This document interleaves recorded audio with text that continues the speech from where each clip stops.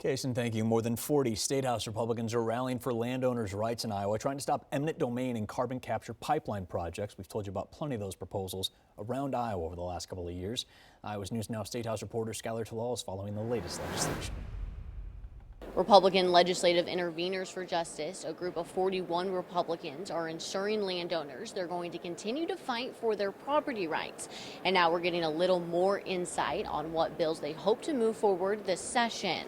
A new law in South Dakota prohibits the use of eminent domain for CO2 pipelines, making it harder for Summit Carbon Solutions to start construction in Iowa, because the company needs to acquire a permit in South Dakota first. While the new law is a win for Iowa landowners, state lawmakers claim the fight isn't over. Now that we've seen what South Dakota has done with their view on eminent domain, there's no basis under the current IUC order to proceed. We in the legislature, and calling to all Iowans to support its legislature in doing this, need to get serious about eminent domain reform.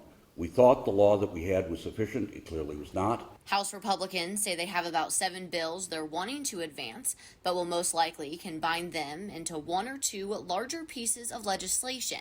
The bills make a number of changes, including banning eminent domain for carbon pipelines on ag land, changing the definition of a common carrier, and limiting a permit for CO2 pipelines to 25 years without the chance to renew. Landowners sitting in this room and the landowners across Iowa, they've been fighting for their basic constitutional rights, and they are the heroes that we need to be thinking about as we fight for the fundamental right of private property. House lawmakers have had no problem advancing legislation to protect landowners' rights in the past, but the big question is if there will be enough support among Senate Republicans.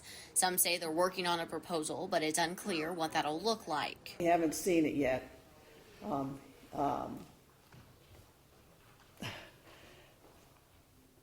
That's all I can say about it is I haven't seen it yet. Nobody's seen it yet, so I can't even comment on the content of it. In Des Moines, Skylar Talal reporting.